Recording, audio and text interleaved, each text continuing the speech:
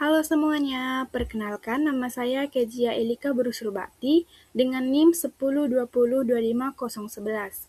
Di sini saya akan membahas mengenai jenis dan sumber data. Pengertian data. Data adalah kumpulan angka, fakta, atau informasi yang menggambarkan suatu keadaan atau objek tertentu. Data bisa berupa hasil pengamatan, pengukuran, pernyataan, maupun peristiwa yang terjadi di lapangan.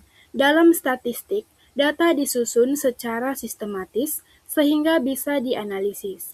Data yang sudah diolah kemudian akan berubah menjadi informasi yang lebih bermakna dan mudah dipahami. Adapun contohnya yaitu angka 100 pasien adalah data, tetapi ketika kita mengolahnya terjadi peningkatan jumlah pasien sebesar 20% dari bulan lalu, maka itu sudah menjadi informasi. Jadi bisa disimpulkan bahwa data adalah bahan mentah dan informasi adalah hasil dari olahan data tersebut. Adapun tujuan dari pengumpulan data yaitu, pengumpulan data dalam statistik memiliki beberapa tujuan penting. Yang pertama yaitu untuk menggambarkan suatu kondisi, misalnya jumlah pasien di rumah sakit. Dan yang kedua, untuk membuat prediksi. Contohnya, memprediksi peningkatan kasus penyakit seperti demam berdarah saat musim hujan. Dan yang ketiga yaitu untuk pengambilan keputusan. Misalnya rumah sakit menambah tenaga medis karena jumlah pasien sudah meningkat. Dan yang keempat, untuk mengetahui hubungan antar variabel.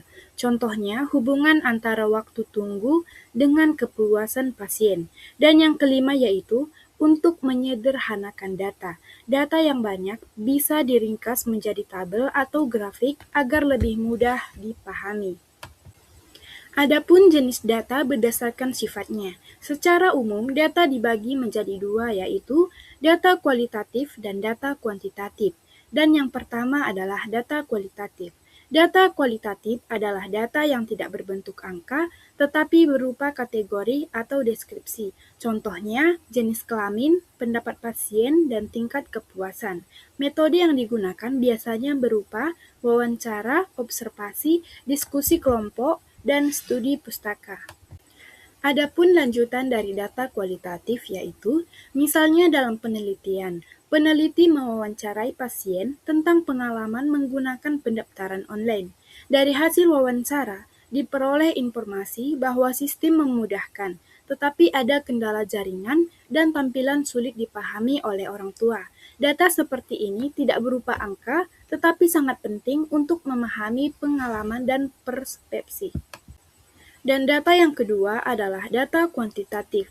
Data kuantitatif adalah data berbentuk angka yang bisa dihitung dan dianalisis secara statistik. Contohnya yaitu jumlah pasien, nilai kepuasan, skala 1-5, berat badan. Dan metode yang digunakan biasanya berupa kuesioner, survei, eksperimen, dan analisis data sekunder. Dan adapun lanjutan dari data kuantitatif yaitu, contohnya, peneliti menyebarkan kuesioner kepada 100 pasien untuk menilai pelayanan. Hasilnya dihitung dalam bentuk rata-rata dan persentase. Data kuantitatif ini sangat penting untuk menguji hipotesis dan melihat hubungan antar variabel secara objektif. Data kategori dan kontinum. Selain itu, data juga bisa dibedakan menjadi data kategori. Data yang berbentuk kelompok atau klasifikasi seperti jenis kelamin, pendidikan, dan juga pekerjaan. Dan juga adapun data kontinum, data yang bisa memiliki nilai pecahan dan desimal. Contohnya tinggi badan 170,5 cm, berat badan 65,7 kg, dan juga suhu tubuh.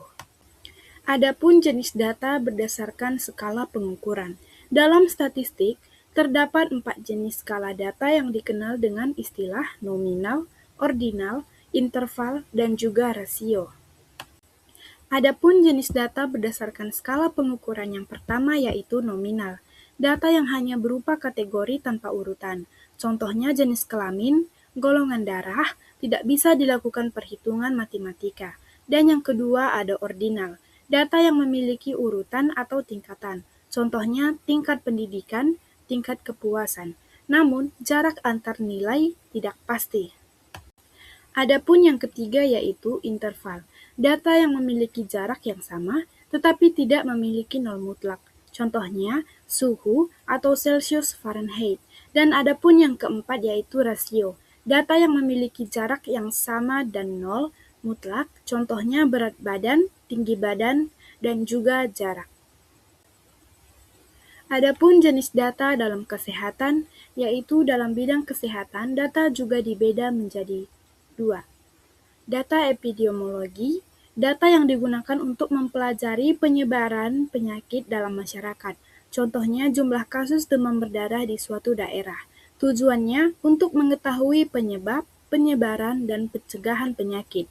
Dan adapun data klinis, data yang berasal dari rekam medis pasien. Contohnya diagnosis penyakit, riwayat pengobatan. Data ini sangat penting untuk pelayanan kesehatan dan administrasi. Dan selanjutnya sumber data. Berdasarkan sumbernya, data dibagi menjadi tiga, yaitu satu data primer, data yang diperoleh langsung dari lapangan. Contohnya wawancara, kuesioner, dan juga observasi.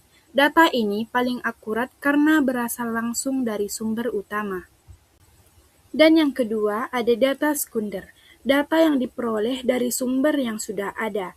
Contohnya jurnal, laporan, dan juga data dari instansi seperti BPJS. Dan yang ketiga ada data tersier, data pendukung yang digunakan untuk melengkapi penelitian. Contohnya kamus dan juga ensiklopedia. Adapun teori yang pertama yaitu pengertian variabel penelitian. Variabel penelitian adalah segala sesuatu yang menjadi objek dalam penelitian dan memiliki nilai yang dapat berubah-ubah. Variabel digunakan untuk membantu peneliti dalam mengamati, mengukur, dan menganalisis suatu fenomena. Variabel bisa berupa data kuantitatif seperti umur dan juga berat badan, maupun data kualitatif seperti tingkat kepuasan dan perilaku. Variabel sangat penting karena menjadi dasar dalam penyusunan tujuan penelitian, rumusan masalah, dan hipotesis. Tanpa variabel, penelitian tidak akan memiliki arah yang jelas dan sulit untuk menghasilkan kesimpulan. Teori kedua, variabel independen dan dependen. Dalam penelitian, variabel dibedakan menjadi dua, yaitu variabel independen dan variabel dependen. Variabel independen adalah variabel yang mempengaruhi atau menjadi penyebab perubahan pada variabel lain. Sedangkan variabel dependen adalah variabel yang dipengaruhi atau menjadi akibat dari variabel independen. Hubungan antara kedua variabel ini sangat penting karena menunjukkan hubungan sebab akibat dalam penelitian. Dengan memahami kedua jenis variabel ini, peneliti dapat menganalisis bagaimana suatu faktor dapat mempengaruhi hasil dari penelitian. Seorang peneliti meneliti pengaruh motivasi kerja terhadap kinerja perawat di rumah sakit. Pertanyaannya, variabel dependen dalam penelitian tersebut adalah A. Motivasi kerja, B. Rumah sakit, C. Kinerja perawat, D. Peneliti, E. Metode penelitian, dan jawabannya yaitu C. Kinerja perawat. Yang menjadi pembahasannya yaitu kinerja perawat merupakan hasil yang dipengaruhi oleh motivasi kerja. Karena variabel dependen adalah variabel yang menjadi akibat atau hasil dari variabel lain, maka kinerja perawat termasuk ke dalam variabel dependen. Dan adapun soal kasus yang kedua yaitu penelitian dilakukan dengan judul pengaruh beban kerja terhadap kedisiplinan tugas. Yang menjadi pertanyaannya yaitu yang termasuk ke dalam variabel independen adalah A. Kedisiplinan petugas, B. Hasil penelitian, C. Beban kerja, D. Metode penelitian, E. Kesimpulan. Jawaban yang tepat yaitu C. Beban kerja, dan pembahasannya yaitu beban kerja adalah faktor yang mempengaruhi kedisiplinan petugas. Variabel yang mempengaruhi disebut variabel independen, sehingga jawabannya adalah C. Beban kerja. Adapun soal kasus yang ketiga yaitu Seorang peneliti meneliti bahwa pengetahuan dan komunikasi petugas mempengaruhi kelengkapan rekam medis. Yang menjadi pertanyaannya yaitu, yang termasuk ke dalam variabel independen adalah A. Kelengkapan rekam medis, B. Hasil penelitian, C. Pengetahuan dan komunikasi petugas, D. Kesimpulan, E. Data akhir. Jawaban yang tepat adalah C. Pengetahuan dan komunikasi petugas. Pembahasannya, pengetahuan dan komunikasi petugas merupakan faktor yang mempengaruhi hasil, yaitu kelengkapan rekam medis, karena berperan sebagai penyebab, maka termasuk variabel independen. Adapun kesimpulannya yaitu, berdasarkan pembahasan yang telah dijelaskan, dapat disimpulkan bahwa data merupakan elemen yang sangat penting dalam dunia penelitian, khususnya dalam bidang biostatistika dan kesehatan. Data tidak hanya sekedar angka, tetapi juga bisa berupa informasi deskriptif yang menggambarkan suatu kondisi, fenomena, atau kejadian di lapangan. Data yang dikumpulkan akan melalui proses pengolahan sehingga menghasilkan informasi yang lebih bermakna. Informasi inilah yang nantinya digunakan sebagai dasar dalam pengambilan keputusan, analisis masalah, serta perencanaan tindakan yang tepat. Oleh karena itu, kualitas data sangat menentukan kualitas hasil dari sebuah penelitian. Adapun kelanjutan dari kesimpulan yang tadi yaitu, dilihat dari sumbernya, data terdiri dari data primer, sekunder, dan juga tersier. Dengan memahami jenis dan sumber data secara menyeluruh, peneliti dapat mengumpulkan dan mengolah data dengan lebih baik, sehingga menghasilkan informasi yang akurat dan dapat digunakan dalam pengambilan keputusan yang tepat.